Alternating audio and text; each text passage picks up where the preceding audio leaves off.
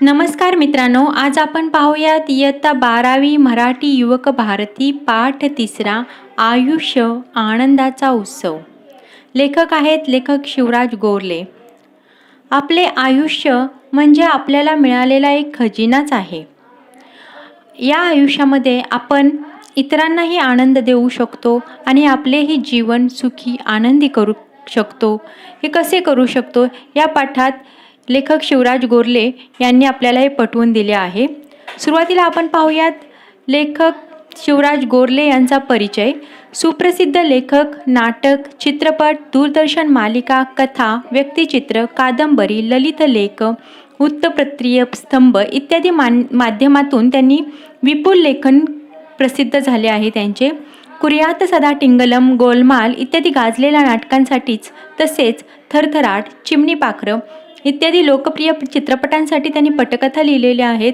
संवाद लेखन त्यांनी केलेलं आहे. त्यांनी मराठीत प्रेरक साहित्यांचे दालन प्रसिद्ध केले आहे. मजेत जगावं कसं या त्यांच्या गाजलेल्या पुस्तकाला महाराष्ट्र तत्वज्ञान परिषदेचा पुरस्कार मिळाला आहे. याशिवाय त्यांची माणसं जोडावी कशी, मस्त राहावं कसं, यशस्वी व्हावं कसं, तुम्ही बदलू शकता अशी अनेक प्रेरक पुस्तके प्रसिद्ध आहेत त्यांची. सर्वस्व, शोधार्थ, एका कल्पनेची आत्मकथा या कादंबऱ्या प्रसिद्ध आहेत त्यांच्या नग आणि नमुने या विनोदी पुस्तकाला महाराष्ट्र राज्य शासनाच्या पुरस्काराने सन्मानित करण्यात आले आहे. बघा, लेखक शिवराज गोरले यांची मस्त राहावं कसं, यशस्वी व्हावं कसं, माणसं जोडावी कशी, तुम्ही बदलू शकता ही प्रेरक पुस्तकं आहेत. ही पुस्तके आपले जीवनच बदलून टाकतील, आपले जीवन आनंदमय करतील. तुम्हाला ही पुस्तकं भेटली तर नक्की वाचा. प्रत्येकाला आनंद हवा असतो, परंतु बऱ्याचदा आनंद म्हणजे काय आणि तो कसा मिळवावा हे उमगतच नाही. खरे तर आनंद बाहेर नसून अंतरंगात असतो, पण त्यासाठी आनंदाचे भान जागे असावे लागते. हे या पाठात लेखकाने हलक्या फुलक्या शैलीत उलगडले आहे. आनंद नेमका कशात असतो, तो कसा अनुभवायचा असतो, छोट्या छोट्या गोष्टीतही आनंद कसा भरून राहिलेला असतो, आनंदी राहण्याची सवय कशी लावून घ्यावी यासंबंधी विविध उदाहरणातून केलेले विवेचन आनंदी राहण्यासाठी मोलाचे मार्गदर्शन करणारे आहे. निसर्गाची सोबत, संगीताची साथ, पुस्तकांचा सहवास आनंदी राहण्यासाठी कसे उपयुक्त ठरतात यासंबंधी या पाठातील विवेचनामुळे आपणास जीवनात आनंदी राहण्याचा राजमार्ग गवसतो. बघा, लेखक शिवराज गोरले यांनी आपल्याला महत्त्वाचा मंत्र दिला आहे, आनंदी कसं राहावं. त्यांनी काय सांगितले बघा, प्रत्येकाला आनंद हवाच असतो. तुम्हाला हवा आहे, मला हवा आहे, त्यासाठीच तर आपण एवढं झटपटत असतो ना. परंतु बऱ्याचदा आनंद म्हणजे काय आणि तो कसा मिळवावा हेच आपल्याला उमगत नाही. म्हणजे आनंद आपल्या जवळच असतो, आनंद आपल्या अंतरंगातच असतो आणि आपण त्याला बाहेर शोधत असतो. म्हणजे आनंद म्हणजे काय आणि तो कसा मिळवावा हेच आपल्याला उमगत नाही, हेच आपल्याला समजत नाही. खरे तर आनंद बाहेर नसून अंतरंगात असतो, पण त्यासाठी आनंदाचे भान जागे असावे लागते. हे या पाठात लेखकाने हलक्या फुलक्या शैलीत उलगडले आहे. म्हणजे छोट्या छोट्या वाक्यातून आपल्याला लेखकांनी सांगण्याचा प्रयत्न केला आहे. आनंद नेमका कशात असतो, तो कसा अनुभवायचा असतो, छोट्या छोट्या गोष्टीतही आनंद कसा भरून राहिलेला असतो, आनंदी राहण्याची सवय कशी लावून घ्यावी यासंबंधी विविध उदाहरणातून केलेले विवेचन आनंदी राहण्यासाठी मौलाचे मार्गदर्शन करणारे आहे.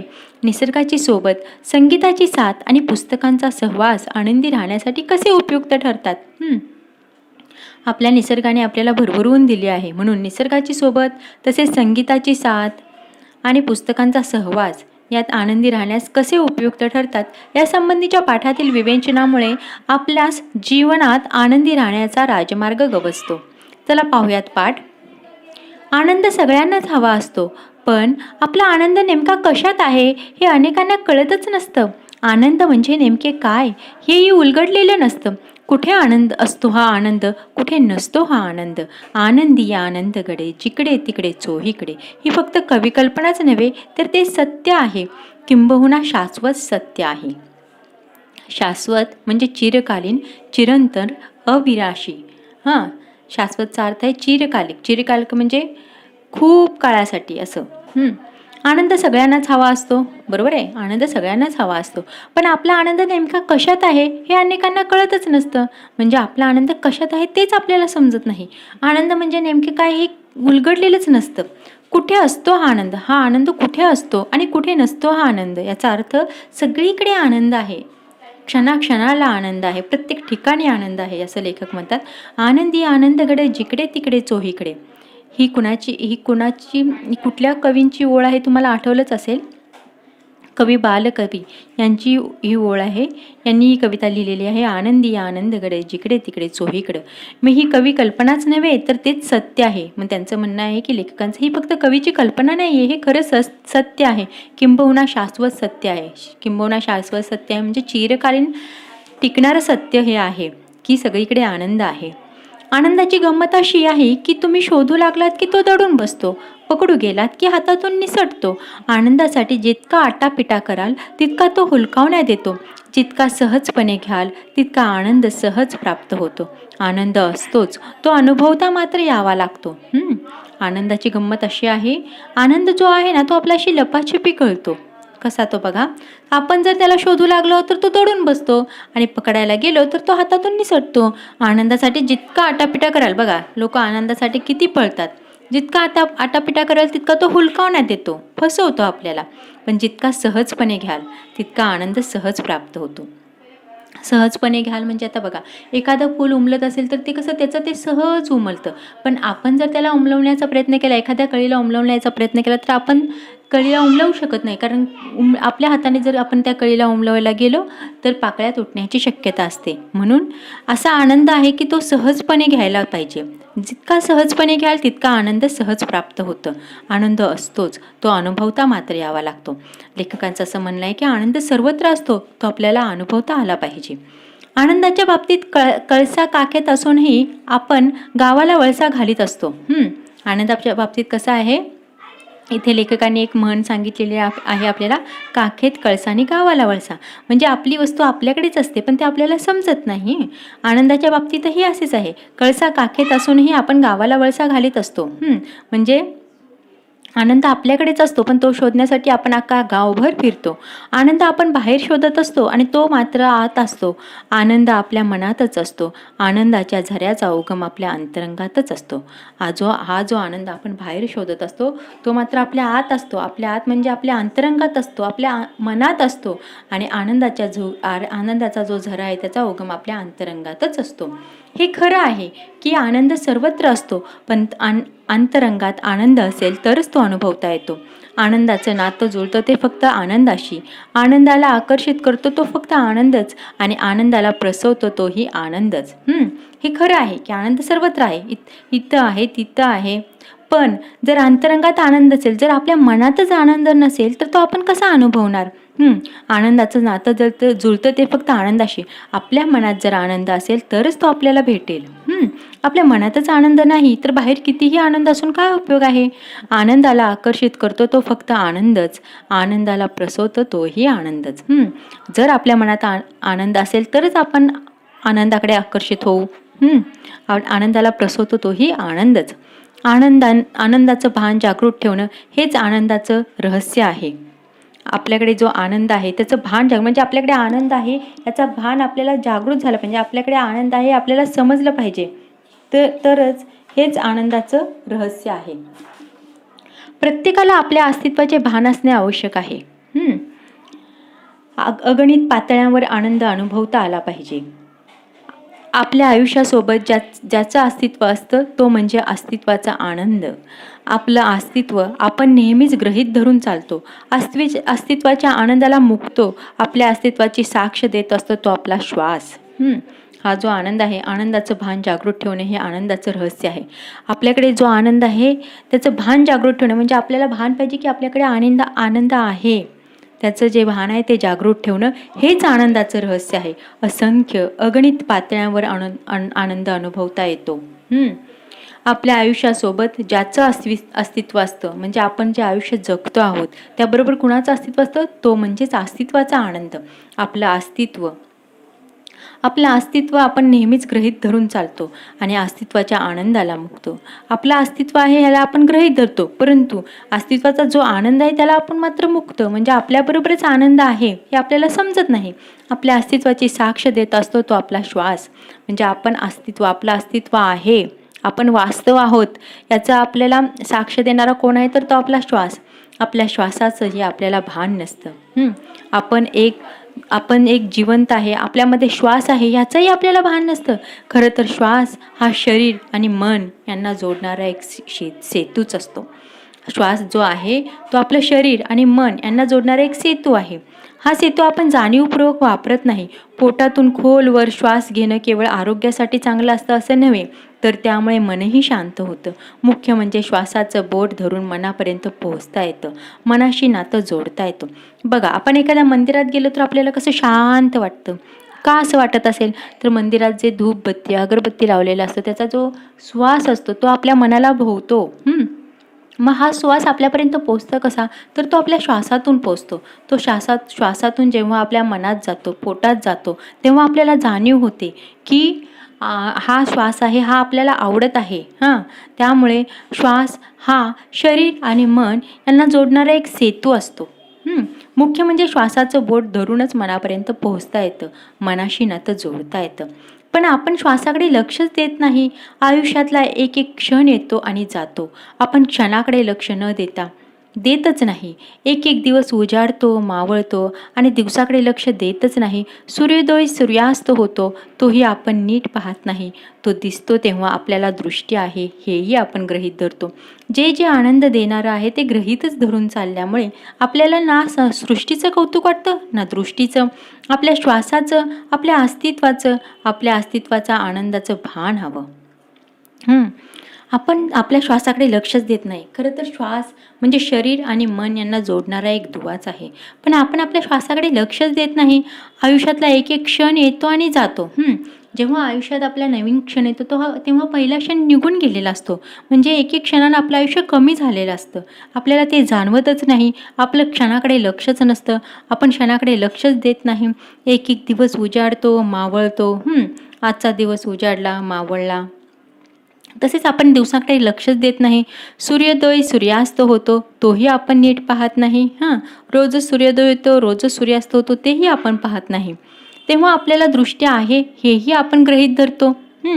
जे आनंद देणारं आहे ते गृहीतच धरून चालल्यामुळे आपल्याला ना सृष्टीचं कौतुक वाटतं ना दृष्टीचं. जे आनंद देणारं आहे ते गृहीतच धरून चालल्यामुळे आपल्याला काय होतं, ना सृष्टीचं कौतुक वाटतं ना दृष्टीचं. म्हणजे आपण जे पाहतो, आपण जो निसर्ग पाहतो, त्या निसर्गाकडून आपल्याला किती भरभरून मिळतं, निसर्गाकडून भरभरून आनंद मिळतो, बरोबर. पण आपल्याला त्या सृष्टीचं कौतुकच वाटत नाही आणि दृष्टीचं पण नाही. का तर आपण रोज बघतच असतो आपल्या श्वासाचं, आपल्या अस्तित्वाच्या आनंदाचं भान हवं आपल्याला. आपलं अस्तित्व हीच एक कमाल आहे, एक अद्भुत सत्य आहे. भले सापेक्ष असेल पण सत्यच आहे. जीवनाच्या युगायुगाच्या खडतर तपश्चर्येनंतर हा मानवी जन्म लाभला आहे. तो लाभला आहे हेच आनंदासाठी एक सबळ कारण आहे. आनंदासाठी आपलं असणं ही पुरेसं आहे, किंबहुना आपलं असणं हीच आनंदाची खूण आहे, अभिव्यक्ती आहे. आपलं अस्तित्व हीच एक कमाल आहे. म्हणजे आपण अस्तित्वात आहो हेच एक मोठी कमाल आहे, हेच एक मोठं आश्चर्य आहे आणि हे अद्भुत सत्यही आहे. भले सापेक्ष असेल पण सत्यच आहे. जीवनाच्या प्रत्येक युगायुगांच्या खडतर तपश्चर्येनंतर हा मानवी जन्म लाभला आहे. असं म्हटलं जात आहे की 84 लक्ष योनीतून गेल्यानंतर हा मानवी जन्म भेटतो असं म्हणतात. मग हा जो मानवी खडतर आपल्या युगायुगांच्या खडतर तपश्चर्येनंतर आपल्याला हा मानवी जन्म लाभला आहे, पण आपल्याला त्याचं महत्त्वच नाही आहे. हेच आपल्या आनंदासाठी एक सबळ कारण आहे. आनंदासाठी आपलं असणं ही पुरेसं आहे, किंबहुना आपलं असणं हीच आपल्या आनंदाची खूण आहे, अभिव्यक्ती आहे. प्रत्येकाला आपल्या अस्तित्वाचं भान असणं आवश्यकच आहे, हे अगदी खरे आहे. आपण हे भानच बाळगत नाही, त्यामुळे आपले नुकसानही होते. आपल्या साध्या कृतींकडे लक्ष दिले तर हा मुद्दा लक्षात येईल. रस्ता ओलांडताना जर आपण भरधाव वेगाने येणाऱ्या गाड्यांना लिहिल्या चुकवत जातो, खो खोमध्ये किती चपळाई दाखवतो, आपण या सवयीने या हालचाली करतो, त्यामुळे त्यातील किमया आपल्या लक्षातच येत नाही. इथे एक उदाहरण दिलं आहे बघा. चक दे इंडिया चित्रपट पाहताना हे खूपदा लक्षात आले आहे की सर्व हालचाली करताना आपण आपल्या शरीराचा उपयोग करतो. हे माझं शरीर आहे, या शरीराच्या आधाराने मी जगतो ही भावना सतत जागी असली पाहिजे. मग आपल्या प्रत्येक हालचालीचा आपण बारकाईने विचार करू शकतो, शरीराला प्रशिक्षण देऊ शकतो. अनेकदा आपल्याला नाचण्याची लहर येते, पण पावले नीट पडत नाहीत. आपण मनातल्या मनात खट्टू होतो. पण शरीराची जाणीव असेल तर नृत्यातल्या हालचाली शिकून घेता येतात. तिथेच आपली चूक होते. एखादी आनंददायक घटना घडते, तरीही आपल्याला म्हणावा तितका आनंद होत नाही. त्याची काही स्पष्ट कारणं असतात. एखाद्या नाट्यस्पर्धेत तुम्हाला सर्वोत्कृष्ट अभिनयाचं बक्षीस मिळतं, पण तुमच्या मते ते खरं तर दुसऱ्या एखाद्या कलाकाराला मिळायला हवं असेल, तर आनंद होऊनही रुखरुख लागून राहते. आनंद हा निखळ असेल तरच तो आनंद असतो, खरा असेल तरच तो अनुभवता येतो. आता आपल्या बाबतीत बघा, एखादी आनंददायक घटना घडली. काय घटना घडली आहे तर एखाद्या नाट्यस्पर्धेत तुम्हाला सर्वोत्कृष्ट अभिनयाचं बक्षीस मिळतं, पण तुम्हाला काय वाटतं, खरं तर हे बक्षीस दुसऱ्या एखाद्या कलाकाराला मिळायला होतं. म्हणजे आपलं म्हणणं आहे की माझ्यापेक्षा त्याने चांगला अभिनय केलेला होता, तर त्याला हे बक्षीस मिळायला हवं होतं. आनंद हा निखळ असतो तरच तो आनंद असतो. त्यामुळे काय होतं, ते बक्षीस आपल्याला मिळालेलं आहे आणि त्याला मिळायला पाहिजे होतं असं वाटतं. त्यामुळे आपल्याला तो खरा आनंद वाटतच नाही, मनातून एक रुखरुख लागून राहते. मग आनंद हा निखळ असेल तरच तो आनंद असतो, खरा असेल तरच तो अनुभवता येतो. लोकांना पेढं वाटणं वेगळं आणि स्वतःला आनंद वाटणं वेगळं. आपण जेव्हा लोकांना पेढं वाटतो, काहीतरी चांगली घटना घडली म्हणून लोकांना पेढं वाटतो, पण स्वतःला जो आनंद वाटणं असतं ते वेगळंच असतं. खरा आनंद ओळखण्याची एक सोपी खूण आहे. तुम्हाला हलकं हलकं पिसासारखं वाटायला हवं. मनावरचे सर्व ताण, सर्व दडपण नाहीशी व्हायला हवीत. मुख्य म्हणजे ईर्ष्या, असूया नाहीशा व्हायला हव्यात. राग, द्वेष विरघळायला हवेत. बघा, लेखकांनी खऱ्या आनंदाची लक्षणे सांगितलेली आहेत. काय तर एक सोपी खूणही सांगितली त्यांनी. तुम्हाला कसं हलकं हलकं वाटलं पाहिजे, पिसासारखं वाटायला हवं एकदम. मनावरचे सर्व ताण निघून जायला पाहिजेत, सर्व दडपण नाहीशी व्हायला हवीत. मुख्य म्हणजे ईर्ष्या, असूया नाहीशी म्हणजे एकामेकांविषयी जे हेवे दावे असतात हे सगळे नाहीशी व्हायला पाहिजेत. ईर्ष्या असतात ते नाहीशी व्हायला पाहिजे. आणि राग, द्वेष कसा विरघळायला हवा, तेव्हाच खरा हा आनंद मिळेल. काहींना एखादं बक्षीस मिळालं तरी त्या अमक्याला 4 बक्षिसं मिळाली याचं वैषम्य वाटतं. मग त्या लेकाला एकही बक्षीस मिळालं नाही याचाच अधिक आनंद होतो.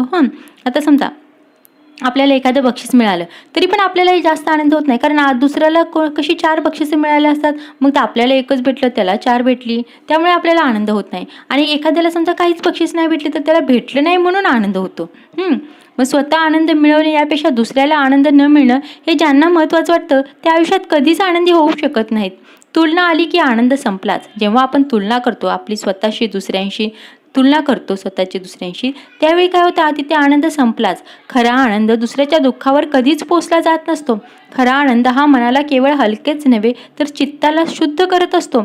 माणूस खऱ्या आनंदात असतो तेव्हा त्याला सगळं जग छान सुंदर वाटत असतं. आपल्यासारखंच सगळ्यांनी मजेत राहावं, आनंदात असावं असंच त्यांच्या मनात येत असतं. स्वतःच्या मनात तो मावेनासा झाल्याने सर्वांना वाटावा असं वाटतच असतं. ती गरज आनंद वाटण्याची असते, दाखवण्याची किंवा प्रदर्शन करण्याची नसते. आपल्याला आनंद कसं मनातून वाटला पाहिजे, तो खरं प्रदर्शन करण्यासाठी नसतो आनंद. अनेकदा आयुष्यात असं काही घडतं की आपण आनंदासाठी मनाची कवाडं कायमची बंद करून टाकतो.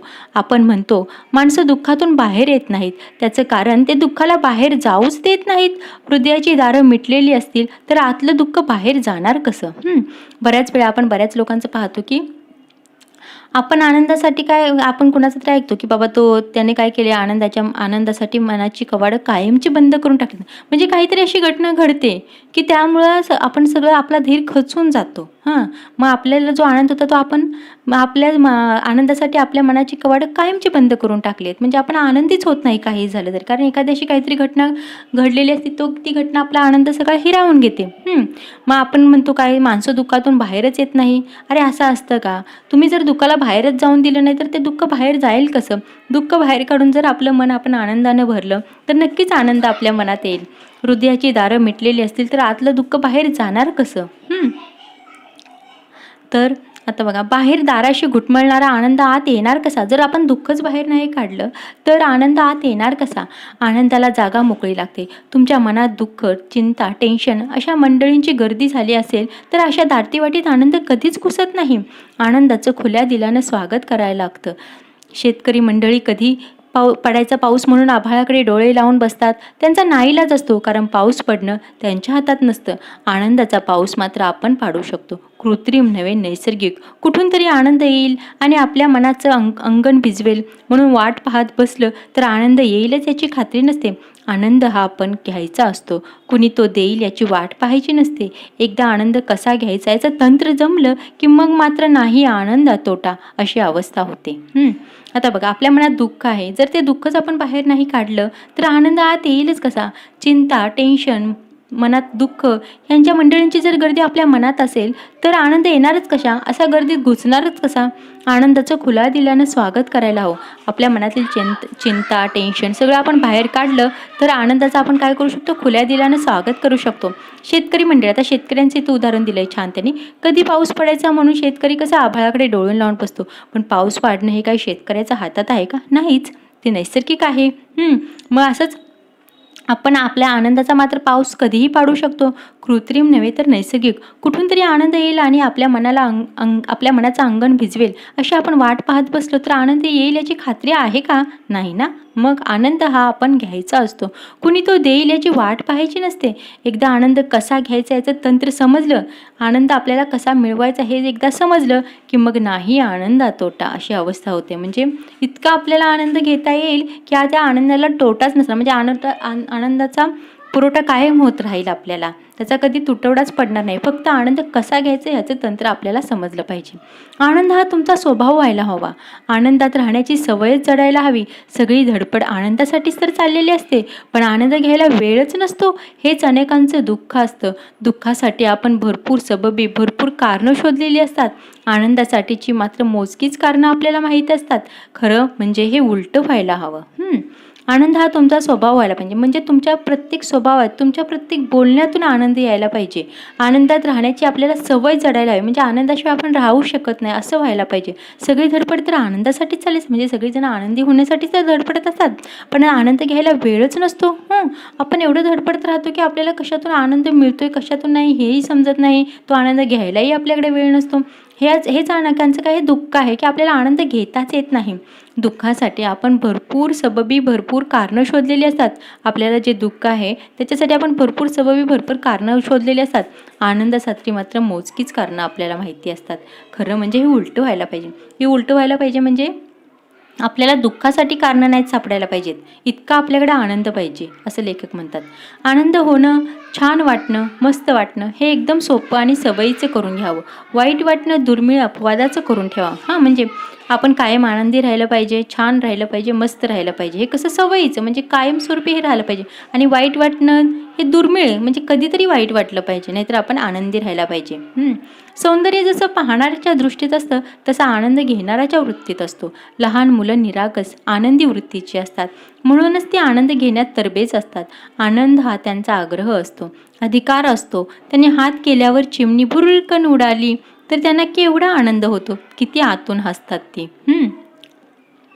सौंदर्य जसं पाहणाऱ्याच्या दृष्टीत असतं, म्हणजे बाहेर जे निसर्ग सौंदर्य आहे, कशातही जे सौंदर्य आहे ते पाहणाऱ्याच्या दृष्टीत आहे. आपण जर सौंदर्याकडे जर आनंदाने पाहिलंच नाही तर कसं होईल? म्हणजे ते सौंदर्य आपल्याला जाणवणार कसं? सौंदर्य जसं पाहणाऱ्याच्या दृष्टीत असतं तसाच आनंद घेणाऱ्याच्या वृत्तीत असतो. म्हणजे कशातही आनंद मिळतो, पण तो फक्त जो घेणारा आहे त्याच्या वृत्तीत आनंद असायला हवा. आता लहान मुलं कशी निरागस असतात. लहान मुलांना कसं पाप पुण्य या गोष्टी काही समजत नाहीत, म्हणून लहान मुलं कशी एकदम निरागस असतात, आनंदी वृत्तीचे असतात, म्हणूनच ते आनंद घेण्यात तरबेज असतात. लहान मुलं बघा कशातूनही आनंद घेतात, कशाचंही त्यांना हसू येतं, कशातही ते खुश होतात. छोट्या छोट्या गोष्टी दिल्या तरी ते खुश होतात. म्हणजे आनंद त्यांचा कसा आग्रह असतो, अधिकार असतो. त्यांनी हात केल्यावर चिमणी भुरकन उडाली तरी ती केवढा आनंद होतो. किती आतून हसतात ते. म्हणजे लहान मुलांना कशाचाही आनंद होऊ शकतो. हे ते सांगितलेलं आहे त्यांनी. आपण मोठे होतो, या छोट्या छोट्या आनंदाला पारखे होतो. आनंदाची हीच तर गंमत आहे. आनंद छोट्या छोट्या गोष्टीतच असतो, मात्र तो मोठ्या गोष्टीत शोधत असतो. आयुष्यात अशा मोठ्या गोष्टी, आनंदाचे मोठे प्रसंग कितीसे येतात, तेव्हाच आनंद घ्यायचा आणि बाकी आयुष्य काय नुसतं रेटत राहायचं. आनंद कणाकणानं टिपायचा असतो, क्षणाक्षणाने घ्यायचा असतो. आपल्याला मात्र तो टनाटनानं हवा असतो. खाईन तर तुपारशी नाहीतर उपाशी. आपण मोठे होतो म्हणजे लहान असताना आपण कशातही आनंद घेत असतो. काहीही झालं तरी हसत असतो, खिदळत असतो. पण जेव्हा आपण मोठं होतो त्यावेळी या छोट्या छोट्या आनंदाला पारखे होतो. म्हणजे छोट्या छोट्या गोष्टीतून आनंद घेतच नाही आपण. हीच तर आनंदाची गंमत आहे. आनंद छोट्या छोट्या गोष्टीतच समावलेला असतो. पण आपल्याला मात्र तो आपण काय करतो, तो आनंद मोठ्या मोठ्या गोष्टीमध्ये शोधत राहतो. आयुष्यात अशा मोठ्या गोष्टी, आनंदाचे मोठे प्रसंग कितीसे येतात. तेव्हाच आनंद घ्यायचा आणि बाकी आयुष्य काय नुसते रटत राहायचं.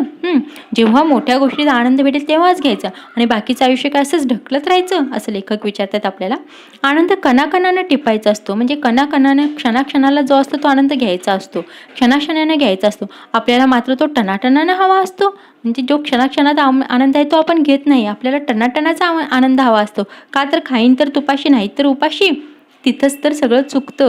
म्हणजे छोट्या छोट्या गोष्टीत जो आनंद आहे तो आपण घेतच नाही. आपल्याला मोठ्या गोष्टीमध्ये आनंद हवा असतो. मग तिथे काय म्हण लेखकांनी सांगितले, खाईन तर तुपाशी नाही तर उपाशी. ही म्हण सांगितलेली आहे. निसर्गात तर काय आनंद भरून राहिलेला आहे. देता किती घेशील दो कराने, अशी चौघी परिस्थिती आहे. आपला निसर्ग बघा, आपल्याला निसर्गाने भरभरून दिले आहे. चांगली चांगली स्वादिष्ट फळे दिली आहेत, भाज्या दिलेल्या आहेत. नंतर निसर्गात प्राणी पक्षी आहेत, त्यांची किलबिलाट आपल्याला ऐकू येते. त्याच्यातून सुखद अनुभव येतो.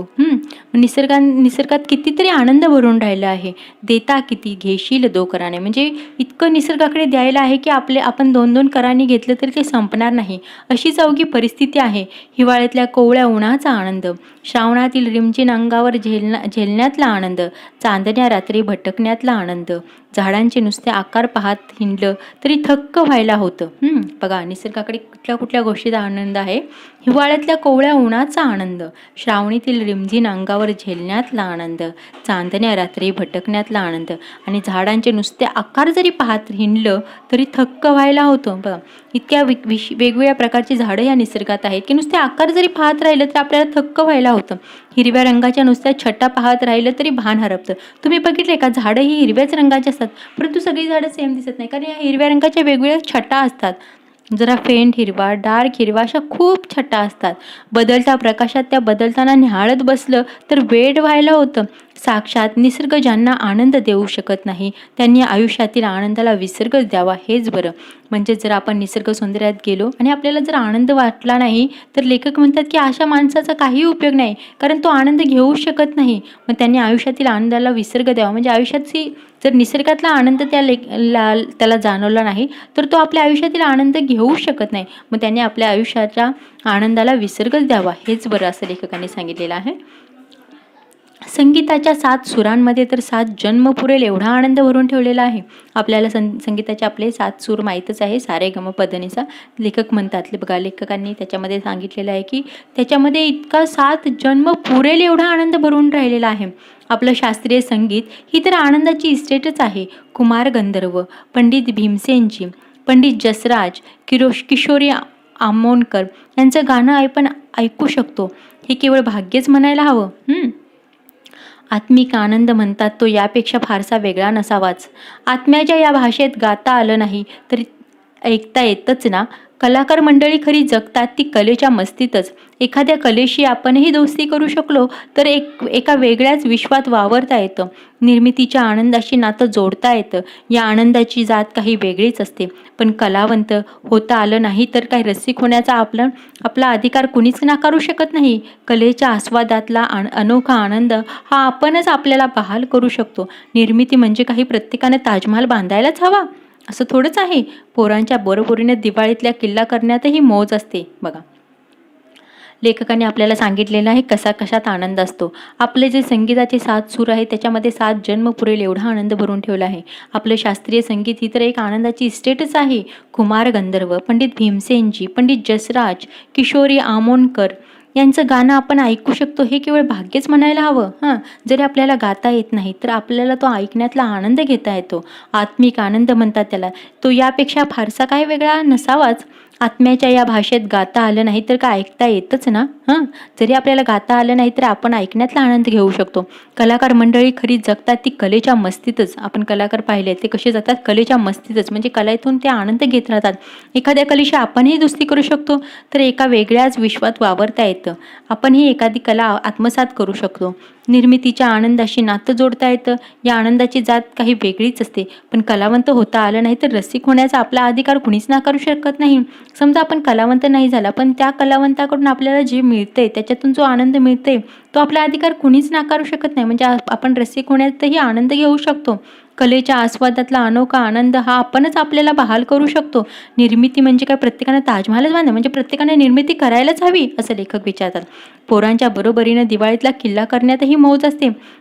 दिवाळीत बघा किल्ला बनवला जातो, त्यांच्याबरोबर मौज करण्यातही मजा असते. आता मूर्तिकार मूर्ती घडवतात, मग ती मोठ्या मोठ्या मूर्ती घडवतात. आपण छोटीशी मातीची मूर्ती बनवू शकतो, त्याच्यातूनही आनंद घेऊ शकतो. शिकण्यातला आनंद हा तर आयुष्यभर न संपणारा आनंद असतो. शिकलेलं शिकवण्यातही आनंद असतो. हा आनंद आपण किती घेतो? नाईलाजानं नव्हे, परीक्षा देण्यासाठी नव्हे, तर की कुणावर उपकार म्हणून नव्हे, केवळ स्वतःची हौस म्हणून काही शिकून पहा. एखादी कला, एखादी भाषा, एखादा खेळ, माणसं स्वतःची हौस, स्वतःचा छंद विसरू कसा शकतात? हे मला न उलगडलेलं कोडं आहे. खेळाचा आणि छंदाचा उद्देशच केवळ आनंद हा असतो. पोटा पाण्यासाठी उद्योग आणि आनंदासाठी छंद इतकं हे साधं गणित आहे. आणि छंद म्हणाल तर तो अगदी कुठलाही असू शकतो. वेगवेगळे दगड गोळा करण्याचा किंवा पक्षी निरीक्षणाचं. कसलं कसलं वेळ घेतात लोक डोक्यात, पण तेच त्यांच्या आनंदाचं आणि उत्साहाचं रहस्य असतं. आनंद हवा असेल तर थोडं थोडं व्हायचं, थोडं वेडं व्हायचं लागतं. नेहमी शहाणासुरात राहून जमत नाही. बघा, लेखकांनी सांगितले आपण छोट्या छोट्या गोष्टीतून कसा आनंद घेऊ शकतो. शिकण्यातला आनंद हा तर आयुष्यभर न संपणारा असतो. आपण जो शिकतो त्याच्यातला जो आनंद आहे तो आयुष्यभर न संपणार आहे, कारण आपण आयुष्यभर एक विद्यार्थीच असतो. छोट्या छोट्या गोष्टीतून आपण शिकतच असतो. शिकलेलं शिकवण्यातही आनंद असतो. आपण जे शिकलो आहे तो इतरांना शिकवण्यातही आपल्याला आनंद मिळतो. हा आनंद आपण किती घेतो, म्हणजे आपण जे शिकलो आहे ते आपण इतरांना किती शिकवतो आणि तो आनंद किती घेतो? नाईलाजाने नव्हे, परीक्षा देण्यासाठी नव्हे, की कुणावर उपकार म्हणून नव्हे, केवळ स्वतःची हौस म्हणून काही शिकून पहा. आपण काय शिकतो? शाळेत जे शिकवतो ते पाठांतर करतो, परीक्षेत लिहितो, त्याच्यातून आपण आनंद घेतो का? नाहीच. मग लेखक म्हणतात की तुम्ही काय करा तर स्वतःची हौस म्हणून काहीतरी शिकून पहा. एखादी कला, एखादी भाषा, एखादा खेळ. माणसं स्वतःची हौस, स्वतःचा छंद विसरू कसा शकतात? आपले जे छंद आहेत ते जोपासा असं लेखक सांगतात. हे स्वतःचे हौस, स्वतःचा छंद कसे विसरू शकतात? हे मला न उलगडलेलं कोड आहे, असा प्रश्न लेखकाला पडला आहे. खेळाचा आणि छंदाचा उद्देश केवळ आनंद हा असतो. पोटा पाण्यासाठी उद्योग आणि आनंदासाठी छंद हे अगदी साधं गणित आहे. म्हणजे पोटा पाण्यासाठी तुम्ही उद्योग करा, नोकरी करा, पण जे आपले छंद आहेत ते जोपासा. हे एक साधं गणित आहे. छंद म्हणाल तर आता त्यांनी छंद बघा कुठले कुठले सांगितले आहेत. तर छंद आपला कुठलाही असू शकतो. वेगवेगळे दगड गोळा करण्याचा छंद, पक्षी निरीक्षणाचा छंद. कसलं कसलं वेड घेतात लोक, म्हणजे कसलं कसलं वेड असतं लोकांना, काही करण्याचं वेड असतं, पण तेच त्यांच्या आनंदाचं आणि उत्साहाचं रहस्य असतं. आनंद हवा असेल तर थोडं वेडं व्हायचं. नेहमी शहाणं तर राहून जमत नाही. म्हणजे आपल्याला जर आनंद कशातून घ्यायचा आहे तर थोडंसं वेडं व्हायचं, असं लेखक म्हणतात. शहाणसूर तर राहायचं असेल तर वाचनाचा छंद लागतोच. पुस्तकांची सोबत म्हणजे तर अक्षर आनंदाची सोबत. ही सोबत तुम्हाला कधीच दगा देत नाही. या आनंदासाठी ठिच्चून पैसे मोजावे लागतात असेही नाही. तुमचा हा आनंद कुणीच हिरावून घेऊ शकत नाही. सपाटून वाचावं, झपाटून जावं. आणि माणसं अस्वस्थ होतात, उदास होतात, तेव्हा परमेश्वराचा धावा करतात. काही जण अशा वेळी आवडीचं पुस्तक वाचतात.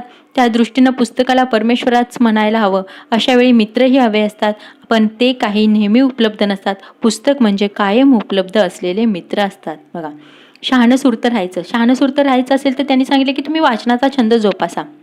पुस्तकांची सोबत म्हणजे तर अक्षर आनंदाची सोबत आहे. जर पुस्तकांची सोबत असेल तर कशी अक्षर आनंदाची सोबत आहे. ही सोबत तुम्हाला कधीच दगा देत नाही. या आनंदासाठी तुम्हाला काही खूप पैसे मोजावे लागतात असं नाही आहे.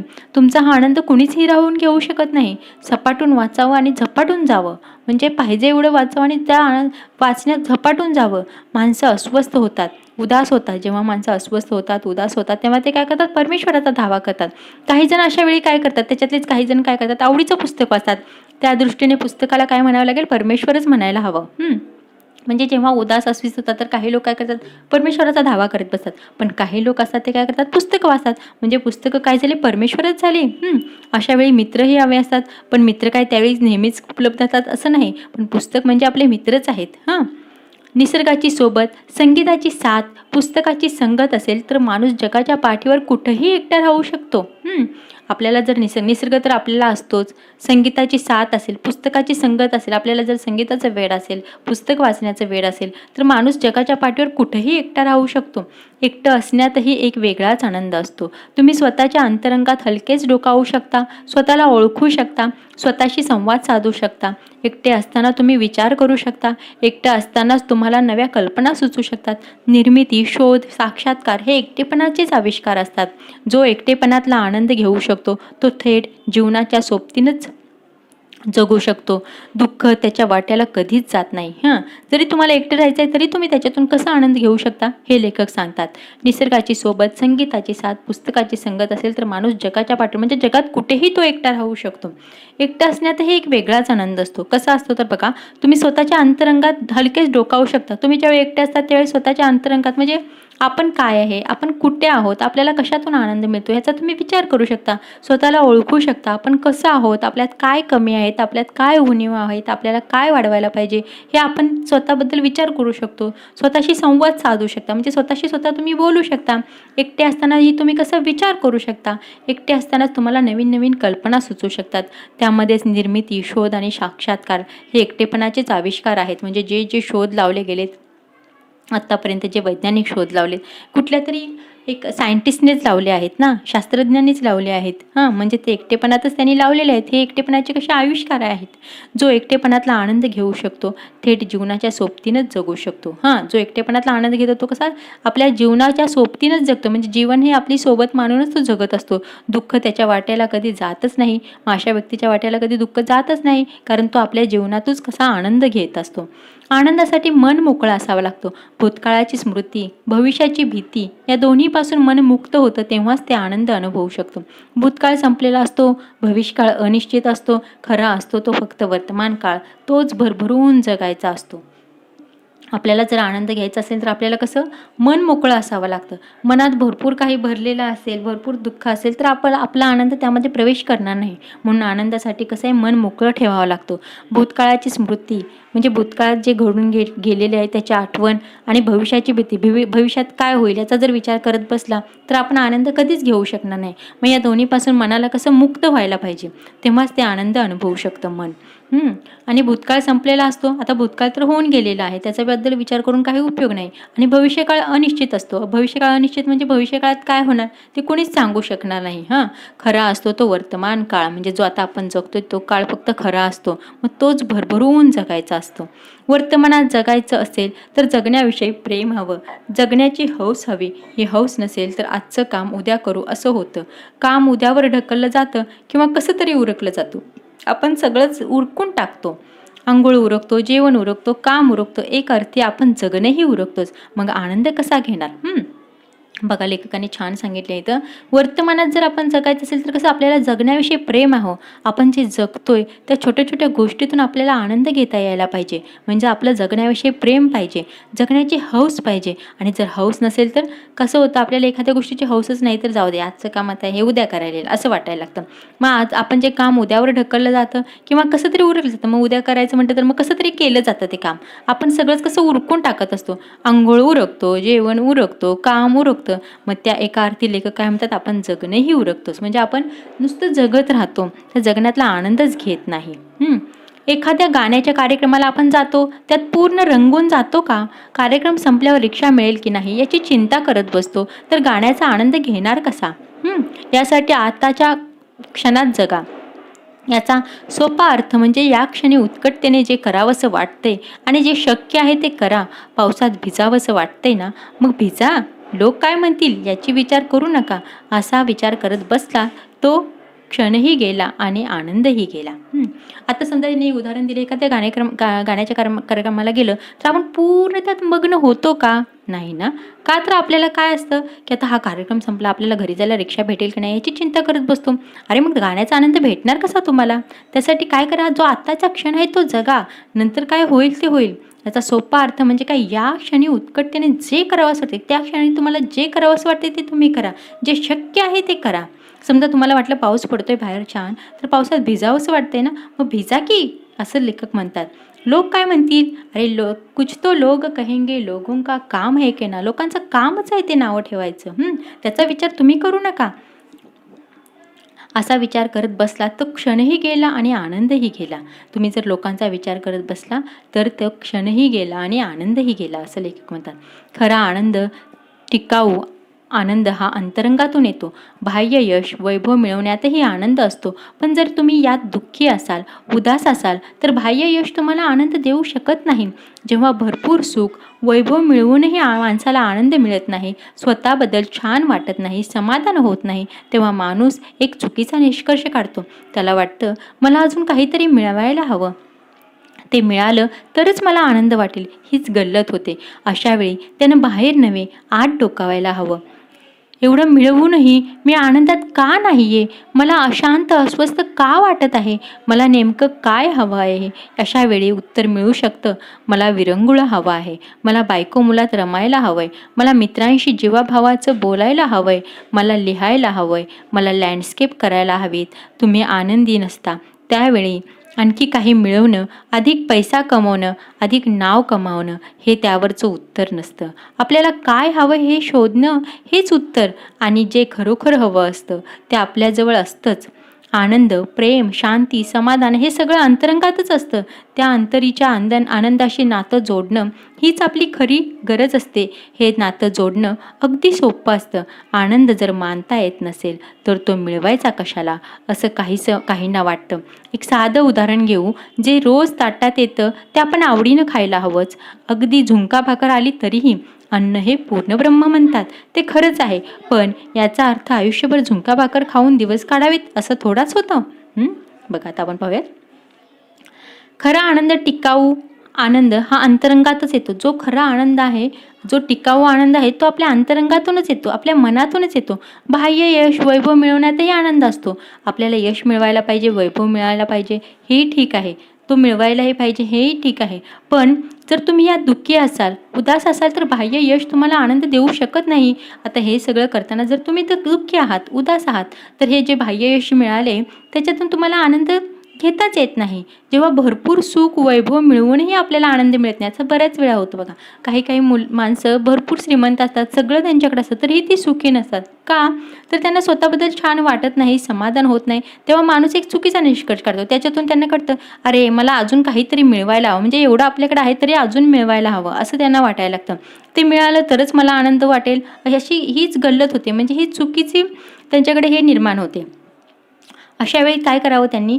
बाहेर नव्हे तर आपल्या आत डोकावायला, अरे आपल्याकडे सगळं आहे तरी आपण आनंदी का नाही, असं त्यांनी आपल्या आतमध्ये डोकावून विचार करायला पाहिजे. एवढे मिळूनही मी आनंदात का नाही? मला अशांत, अस्वस्थ का वाटत आहे?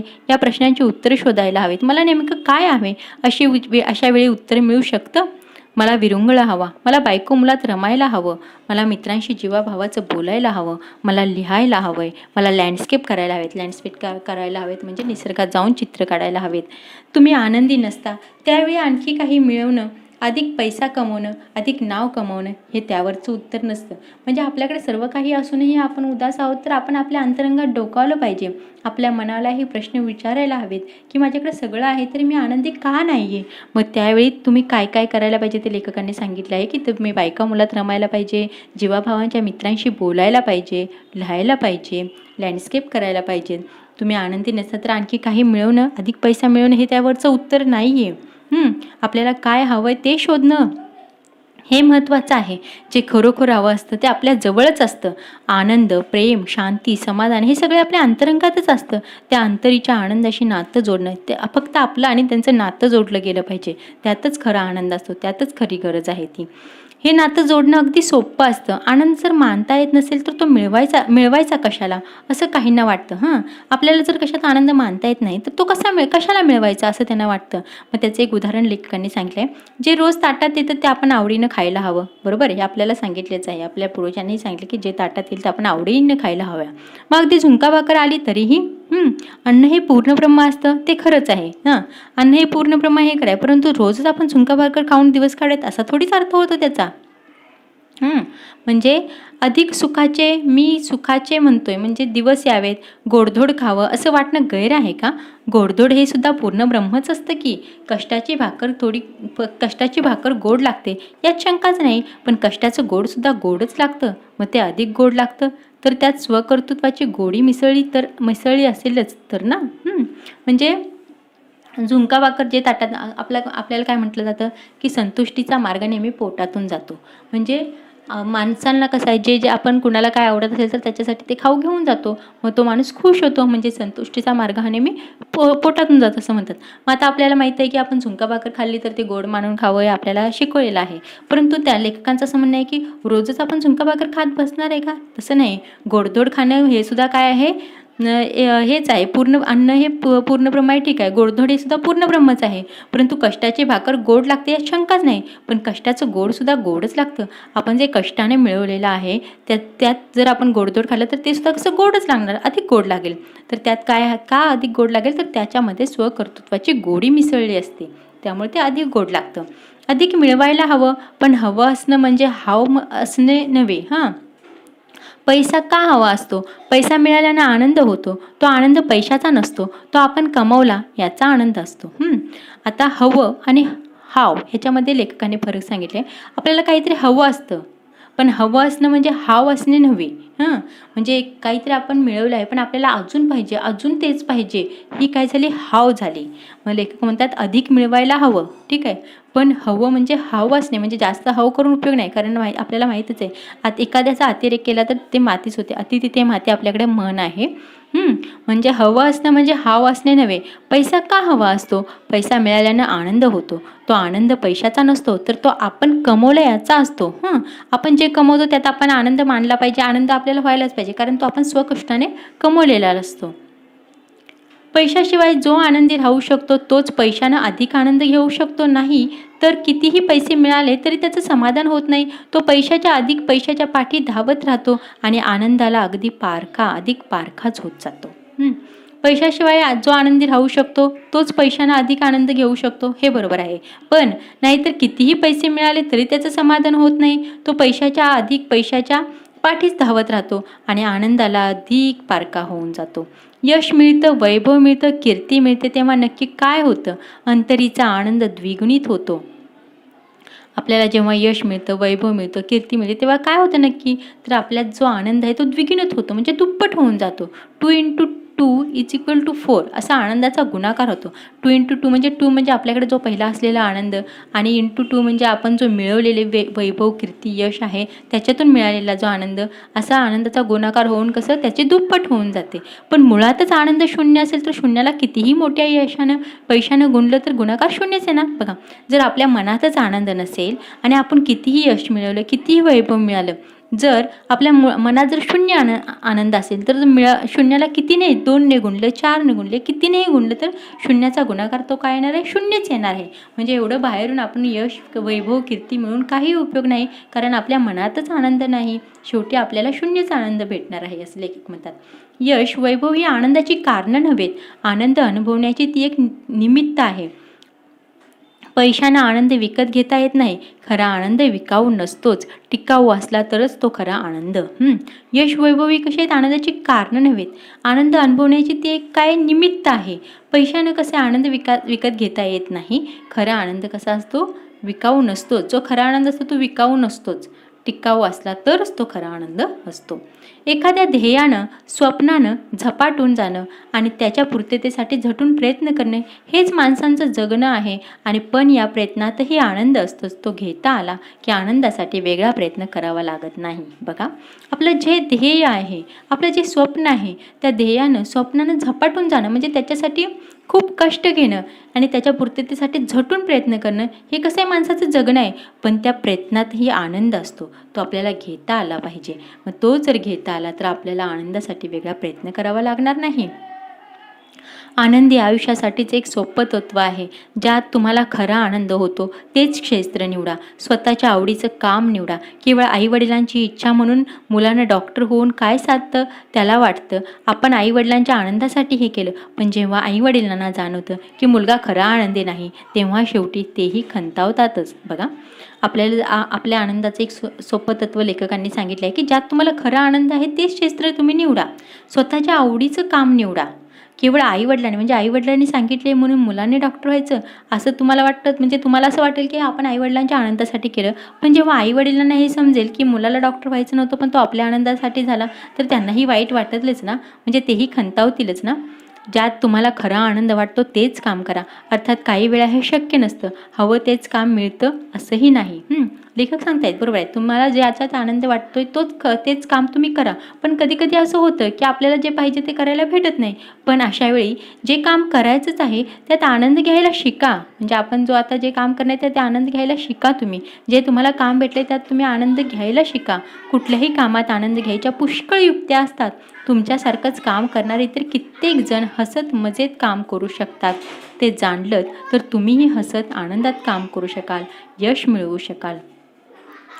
शांत चित्तानं आनंदी वृत्तीनं काम केलं तर यश मिळतच जातं. मिळणाऱ्या यशामुळे आत्मविश्वास, उत्साह वाढतो, अधिक आनंद होतो. त्यामुळे पुन्हा अधिक यश, अधिक आनंद अशा आनंदाच्या चक्रवाढीवर आयुष्याचं चक्र फिरतच राहतं. आयुष्य हा संघर्ष राहत नाही, ती एक सततची संधी वाटते, आनंदाचा उत्सव वाटतो.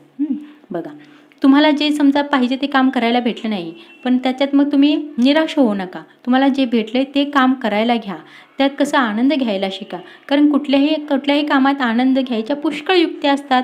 तर जरी तुमच्या आवडीचं काम नसलं तरी त्याच्यातून आनंद घ्यायच्या पुष्कळ युक्त्या असतात. तुमच्यासारखंच काम करणारे जे इतर कित्येक जण हसत मजेत काम करू शकतात. म्हणजे ज्या समजा तुमच्या आवडीचं एक ते काम नाही आहे, मग समजा दुसरे असतील त्यांच्या आवडीचं ते काम असेल, तर ते हसत मजेत कसे काम करतायत ते तुम्ही शोधून काढा. तर तुम्हीही हसत आणि आनंदात काम करू शकता, यश मिळवू शकता. शांत चित्तानं आनंदी वृत्तीनं काम केलं तर यश मिळतच जातं. मिळणाऱ्या यशामुळे काय होतं, आत्मविश्वास, उत्साह वाढतो, अधिकच आनंद होतो. आपल्याला जर यश मिळालं तर आपण अधिक आनंदित होतो. त्यामुळे पुन्हा अधिक यश, मग त्याच्यातून अजून यश मिळवायला आपण बघतो, अधिक आनंद मिळवायला बघतो. अशा आनंदाच्या चक्रवाढ म्हणजे आनंदाचं ह्याने काय होतं, आनंदाच्या चक्रवाढीवर आयुष्याचं चक्र फिरतच राहतं. म्हणजे आपल्याला दुप्पट तिप्पट आनंद भेटत जातो. मग आयुष्य हा कसा संघर्ष राहत नाही, तर ती काय होते, सततची संधी वाटत राहते आणि आनंदाचा उत्सव वाटतो. बघा, लेखकांनी आपल्या आयुष्याला एक कलाटणीच दिली आहे. आपल्या आयुष्यात कसा आनंद शोधायचा हे आपल्याला दाखवून दिलं आहे. आणि हा जो पाठ आहे लेखक शिवराज गुरले यांच्या मजेत जगावं कसं या कादंबरीतून घेतलेला आहे. तर हा पाठ इथं संपलेला आहे. मित्रांनो, तुम्हाला बरंच काहीतरी शिकायला भेटलं आहे याच्यातून. तर छान हा पाठ करा आणि याची दीर्घोत्तरी छान उत्तरं लिहा. धन्यवाद मित्रांनो.